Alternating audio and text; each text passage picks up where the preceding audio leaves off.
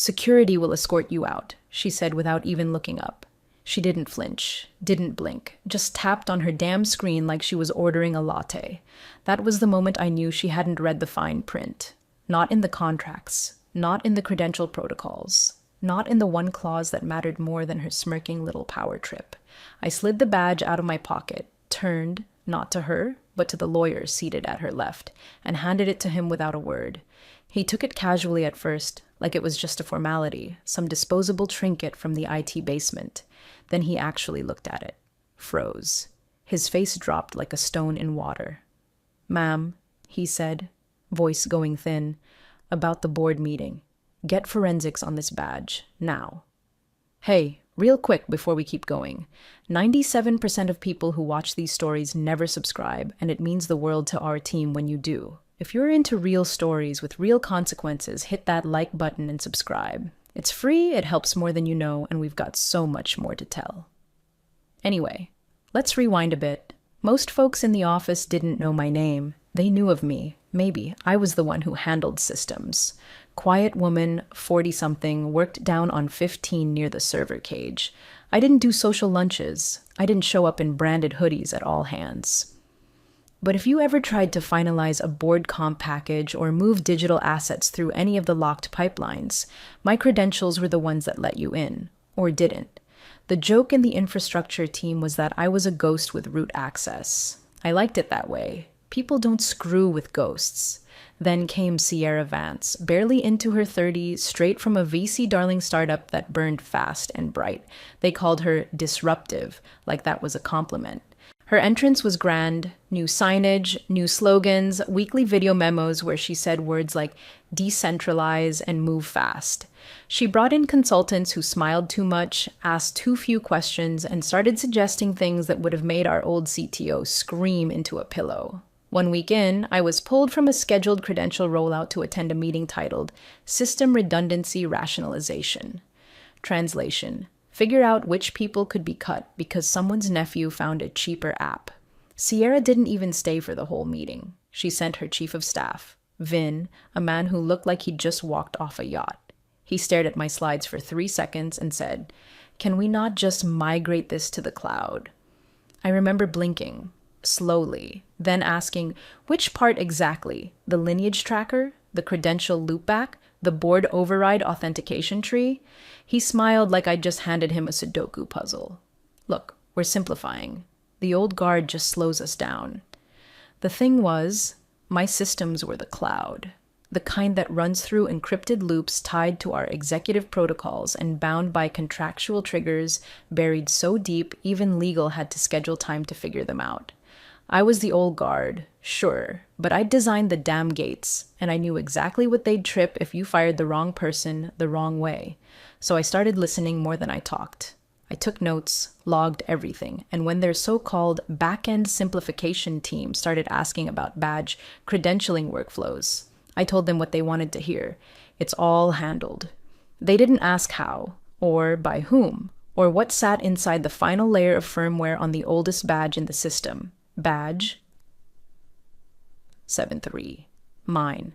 Clause 44B was buried in a governance sub-protocol Sierra clearly hadn't read. It linked all legacy executive credentials to a central certificate holder, me, and it required full board approval to deactivate. Not a CEO, not even the chair on their own. A vote. Unanimous. Otherwise, if the key holder was terminated without protocol, the badge itself initiated a governance lockout cascade. I'd built it 3 years ago, with board knowledge, under the last CEO who'd once said to me over a glass of flat ginger ale in the executive lounge, "You're our insurance policy." Sierra never asked why her voice authorization pinged twice every time she tried to move equity, never questioned the tiny delay in her asset sign-off console, and when she gave the command to escort her out, me, the woman holding the skeleton key to every authenticated action inside the company, she thought she was cleaning house. Instead, she kicked a wire she didn't know existed. The room hadn't even cooled when the badge hit that lawyer's palm and rewrote the tone of the entire morning. His expression alone? Worth every hour I'd spent in silence, every late-night protocol test, every piece of code that whispered, "Don't poke the ghost." And Sierra, still tapping on her screen, still pretending she understood the game she just lost before it even started. They thought I'd flinch, that I'd panic like some underpaid sysadmin who just realized her clearance was next on the chopping block. But I didn't flinch. I logged everything. It started small, like it always does. A new contractor with too many buzzwords, not enough questions. A Slack invite to a channel called Wata Backend Accelerators. A Google Doc titled Kill List Legacy Systems. Cute. They moved fast. Too fast. One day, our admin token architecture was untouched. The next, I saw plaintext keys floating in internal dev chat. No MFA, no logging, no chain of custody. I ran an internal diagnostic on the session records. Found 7 logins from third-party IPs with escalated privileges, all of them stamped with contractor accounts. New ones I didn't provision. My system sent up alerts, red flags, automated warnings. I sat in my quiet office on 15, sipping bad coffee, watching my dashboard light up like it was Christmas in hell. I raised it to Vin first, forwarded the flags, asked for an emergency rollback. His reply? We'll loop you in if it escalates. For now, just let the new team do their thing. Sure, let the new team run API calls with God mode access through an unsecured endpoint labeled test2.backdoor.dev. What could possibly go wrong? Then came the kicker. I walked into a Wednesday morning alignment meeting and Vin hit me with it right between the eyes, like he was doing me a favor. You're not essential anymore. Like I was a removable ink cartridge. Not, you're being transitioned or restructured. Just that. Not essential. Like the quiet woman who'd built the spine of their digital governance was now some outdated thumb drive to be tossed in a drawer. I nodded. Didn't argue, didn't show my hand. Because buried in my badge's firmware, deep in the provisioning codebase that none of their shiny contractors ever bothered to audit, was something they'd never understand until it was too late. Clause 44B. 3 years ago, I'd proposed it as a failsafe. A digital deadman switch buried beneath the credential assignment protocol. A board-signed clause that bound executive override capabilities to a central certificate. Mine. If that credential was deactivated without unanimous board consent, the system would trigger a lockdown. Everything from equity transactions to investor comms to board quorum verifications would freeze. Every door marked executive would turn into a wall. And I didn't just write the code. I owned the signature key. No one else could open it, not even legal. Sierra had never heard of it. Why would she? She'd been too busy approving branding updates and trying to look like a Forbes cover story. She never noticed that every time she logged into a governance console, the system quietly echoed a verification ping to my key, my badge. So when they started wiping out logs, replacing credential structures, ripping out the safety layers like they were weeds in a garden, what they were really doing was building a bonfire under their own seats. And I just sat there, letting it happen, watching the system load the gun, knowing they'd be the ones to pull the trigger. Because in their rush to erase the past, they forgot one crucial rule. You don't delete the architect while the building's still standing. Not unless you want the whole thing to come down on your damn head. It happened on a Tuesday.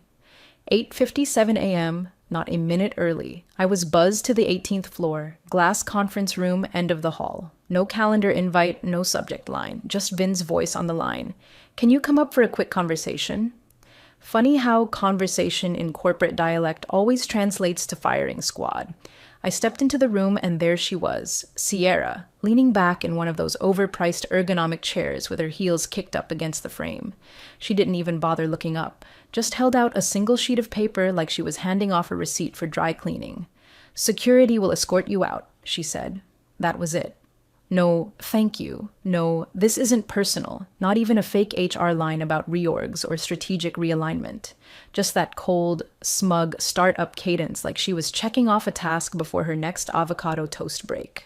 2 guards shifted behind me, barely hiding their awkwardness. Vin stood in the corner, arms folded, pretending he was somewhere else. And the corporate counsel, Bradley, I think his name was, sat to Sierra's left with a legal pad and his attention fixed on a laptop. I looked down at the paper. It wasn't even warm from a printer. They'd probably signed this days ago. I reached into my coat pocket, and that's when it all shifted. Not a folder, not a protest, not even a last-ditch speech to defend my relevance. Just a badge. Badge 173. I didn't hand it to her. I turned to Bradley, met his eyes, and placed it gently into his open palm. For a split second, he didn't react. Probably thought it was a gesture of compliance, of someone going quietly. Then he looked at it. I watched it happen. The freeze, the intake of breath. His eyebrows drew together like someone had just shown him a severed finger in a Ziploc bag. He blinked once, then twice. His lips parted. "Ma'am," he said, voice suddenly brittle. "About the board meeting." Sierra still hadn't looked up. She was texting someone, thumb moving in fast little taps. She didn't hear the crack in his voice. "Ma'am," he repeated louder this time, and she glanced at him, annoyed. "Get forensics on this badge. Now." Silence hit the room like a fire door slamming shut. Sierra paused mid-scroll, her head tilted just slightly like a dog hearing a strange sound for the first time. "What are you talking about?" she asked. "Slow now. Careful." Bradley didn't answer her directly. He flipped the badge over, looked at the embedded chip, the ID code burned into the polycarbonate. His expression didn't change, but he sat straighter, reached for his laptop with both hands. Vin finally unfolded his arms. The two guards behind me didn't move, but I saw them exchange a glance. I didn't speak. I didn't need to. That badge wasn't just plastic and proximity triggers. It was an active credential tied to the legacy core, a governance access certificate that, under Clause 44B, required unanimous board approval to deactivate. And deactivation without that approval? Automatic lockdown, transaction freezes, quorum invalidation, system-wide protocol halt.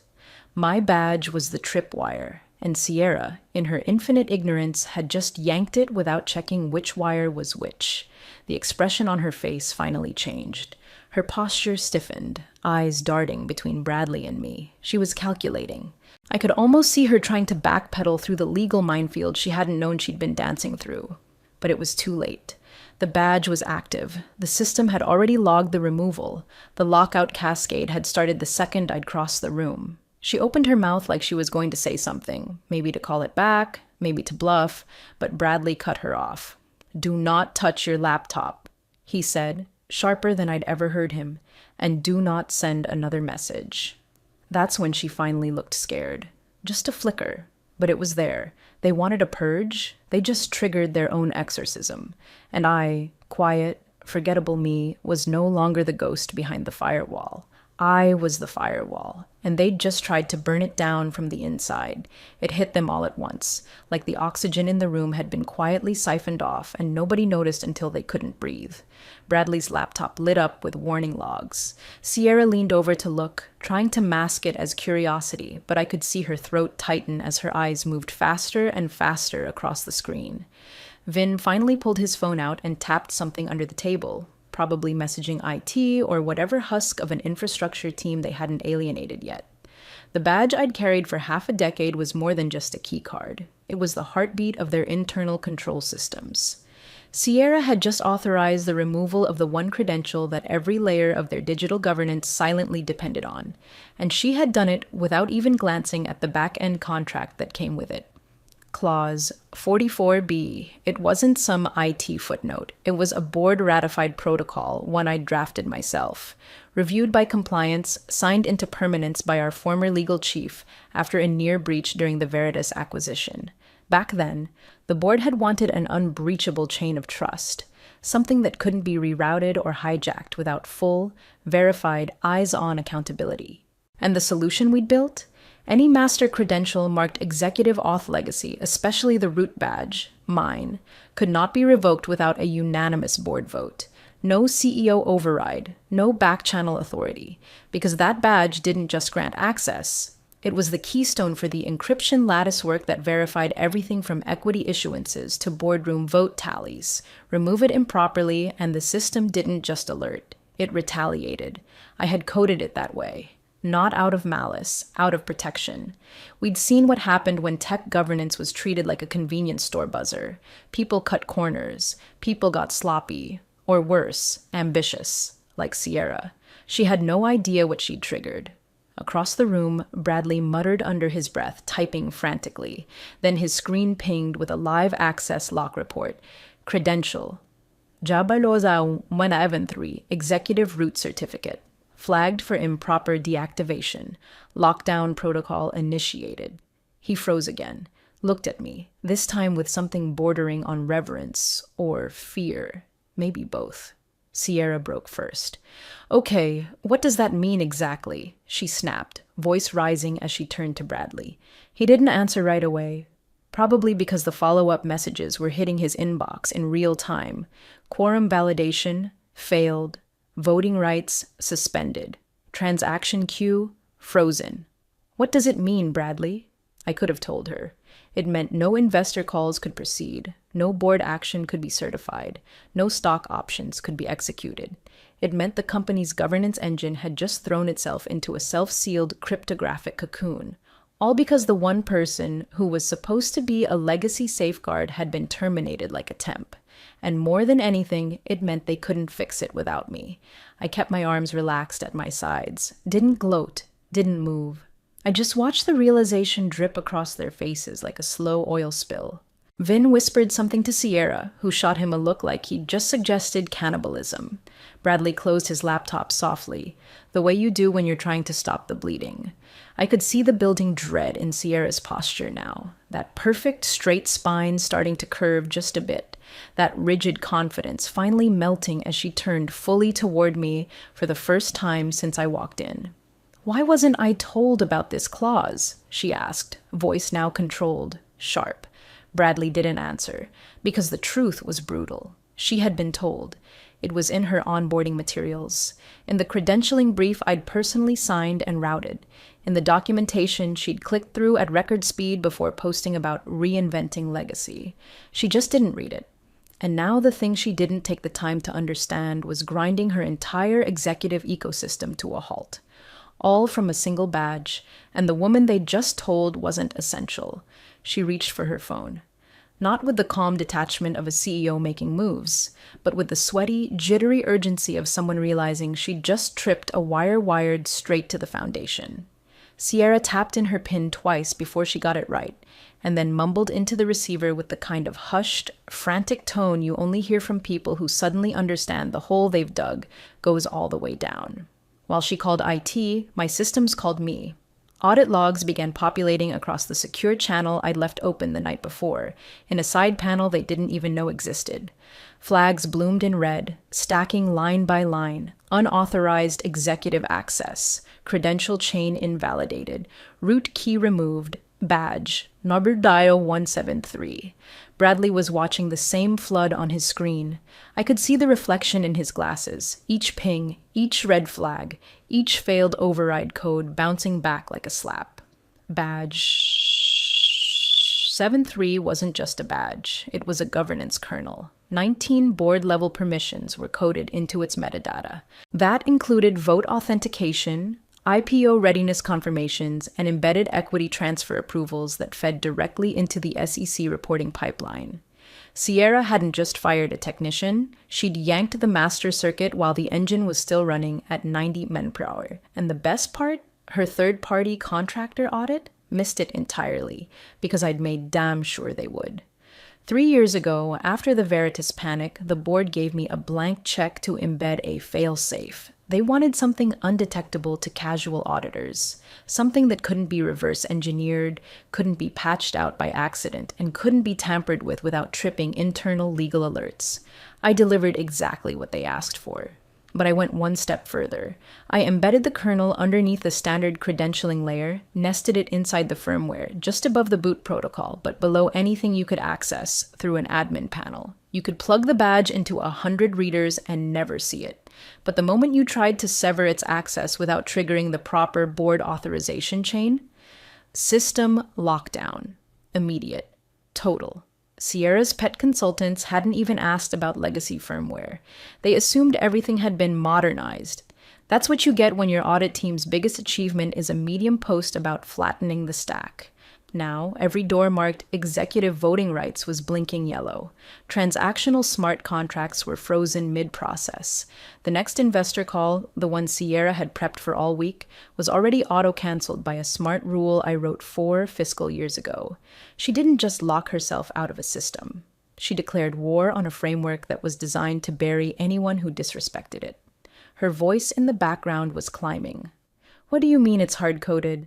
"No, I don't have a second route. Why the hell would there only be one?" Bradley cleared his throat and spoke quietly. "Because that's how you signed it." She didn't respond. Not verbally, at least, but her face told the story loud and clear. That mixture of white-hot anger and ice-cold dread, boiling over behind a carefully moisturized facade. I'd seen it before. It was the same expression our previous CFO wore the day he tried to sneak through a bonus acceleration clause without informing the board, until the system flagged the unauthorized transfer and routed it to my inbox. Clause 44B was never a suggestion. It was a commandment. And now, like a trapdoor in a rigged courtroom, it had opened right beneath her Gucci loafers. Vin finally tried to intervene. "Isn't there a workaround?" he asked, like a man asking if a dead battery could be fixed by shaking the car. "There is," Bradley said. Sierra looked up like he'd handed her a life raft. "Okay, what is it?" He didn't look at her. He looked at me. "It requires reauthorization by the original certificate holder." Her silence thudded like a body hitting a basement floor, because for all her talk of innovation, of disruption, of cutting out the dead wood, she'd forgotten one thing. You don't uproot the roots, not without everything above them falling flat. And I was the root. Still active, still smiling, still holding the one credential that said this company listens to me before it breathes. By 9:06 a.m., the executive floor was in full-blown triage mode. I sat quietly in the corner of the same glass room they'd tried to boot me from less than 20 minutes earlier, sipping the coffee no one had remembered to take away. Sierra's assistant was pacing hard enough to leave tread marks in the carpet, while her calls kept bouncing between disconnected IT leads and panicked external consultants who had suddenly gone very, very silent. The 9:30 investor Q&A was still showing on everyone's calendars. The flagship quarterly call. Media would be on it. Shareholders, analysts.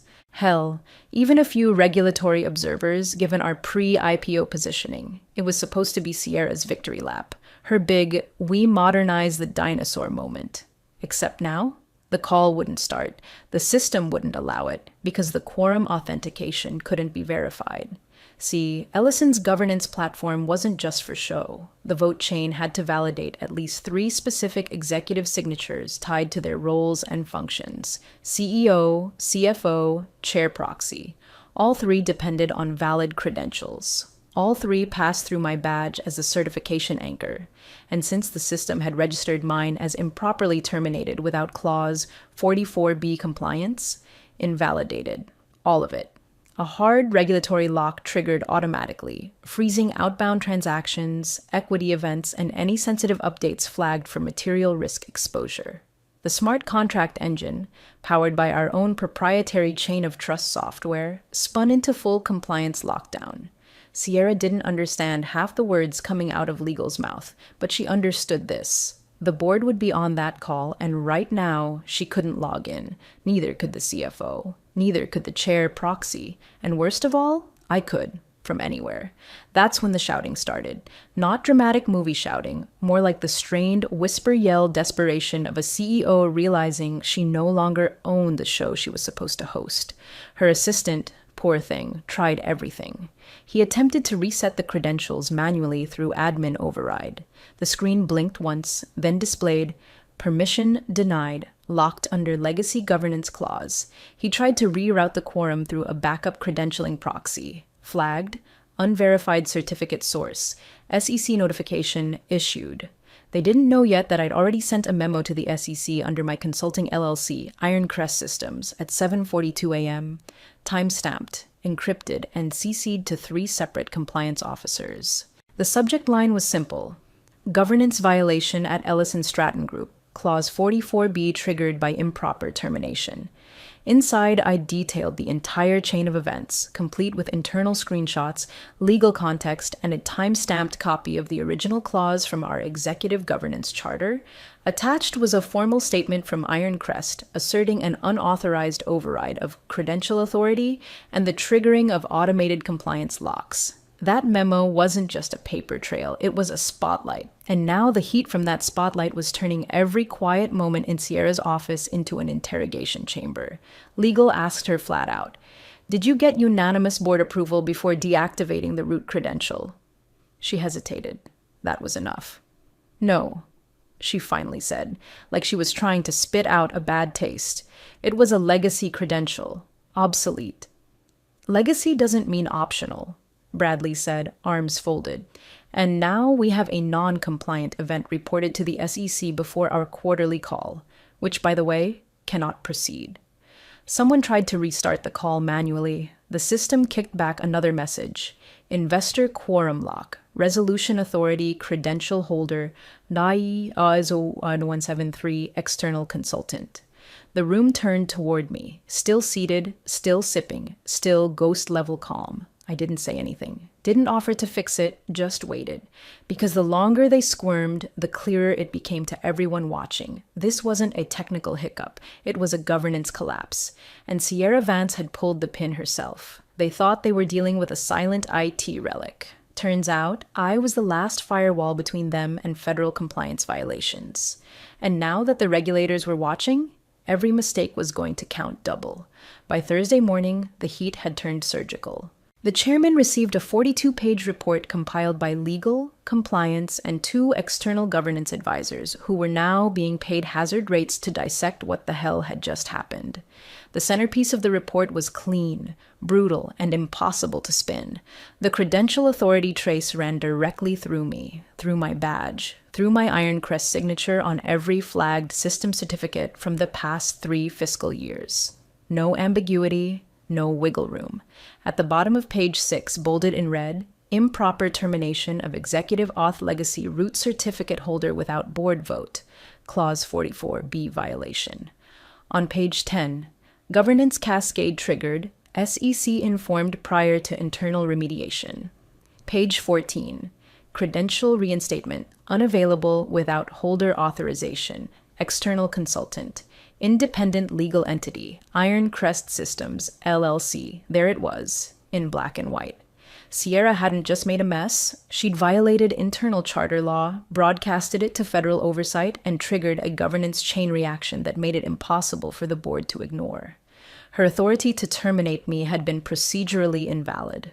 Worse, her refusal to reverse course after the system locked down had only deepened the breach. I didn't have to be in the room when the conversation happened. I know the tone, the quiet voices, the language people use when the damage is permanent, and the only thing left is how gently you can make someone walk the plank. I heard through my attorney that the chairman didn't yell, didn't blame, just slid the folder across the table and said, "You need to consider what's best for the company." Translation: resign or be publicly defrocked by our own governance code.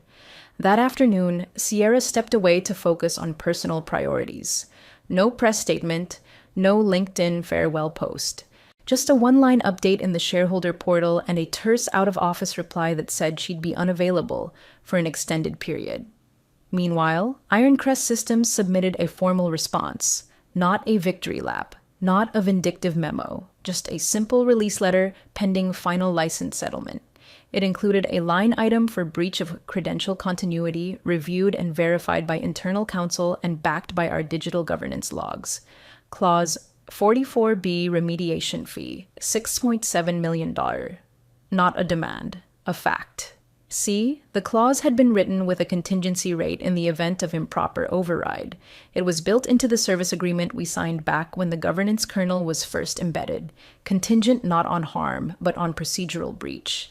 And because Sierra had terminated the credential without fulfilling protocol, the penalty stood. They could have read the clause at any time. She just never thought the quiet woman in the server wing was the clause. The call came late Thursday night. My attorney picked up, listened, smiled, then simply said, "We'll confirm receipt once funds clear." That was it.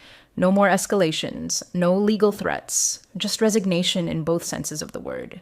They didn't just lose a CEO, they paid me 7 figures to make sure the company could keep breathing, all because she thought I was obsolete. Turns out I was the failsafe, and I'd been patient, professional, but never, ever expendable.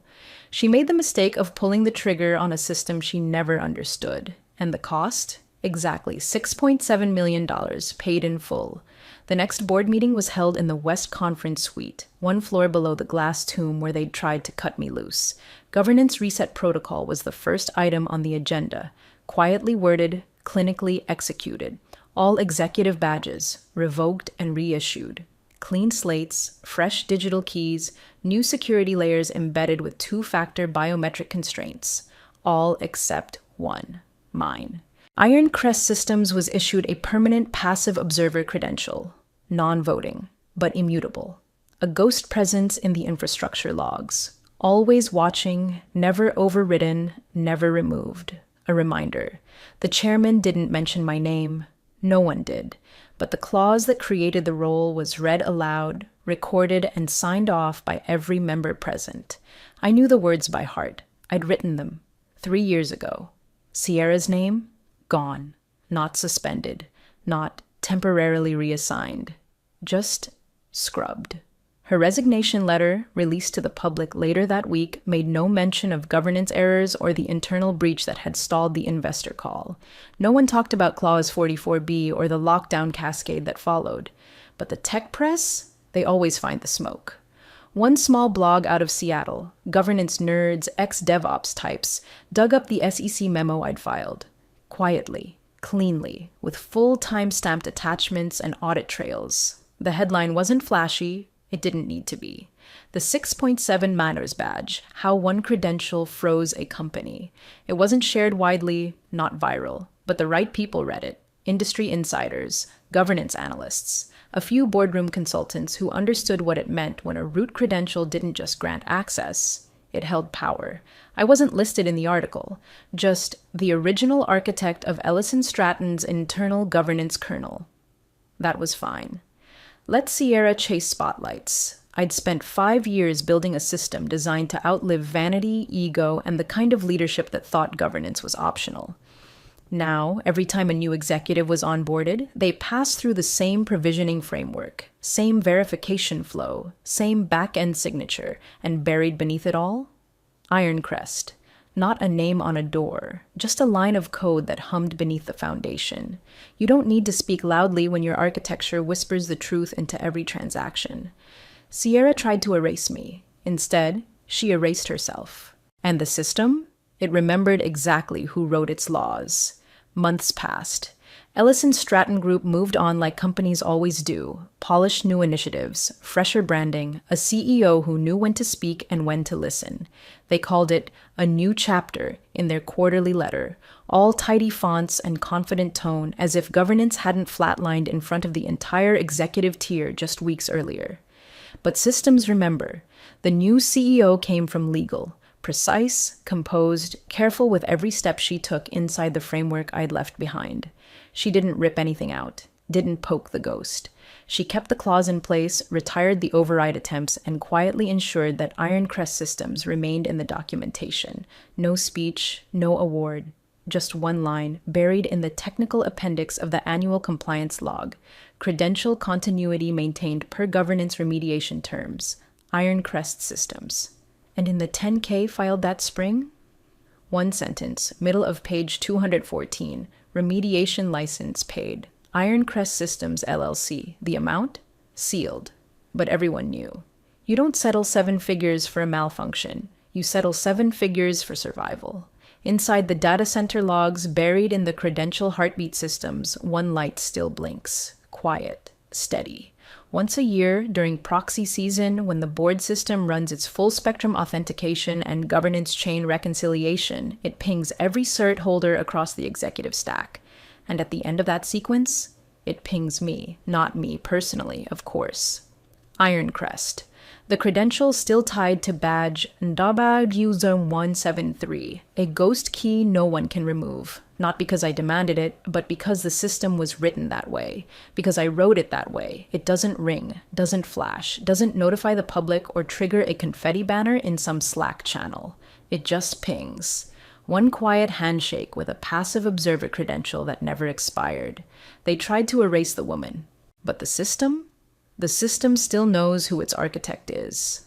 And in that quiet blink, every March, just before the board signs off on another year of imagined control, it whispers back to the ghost behind the firewall, still here.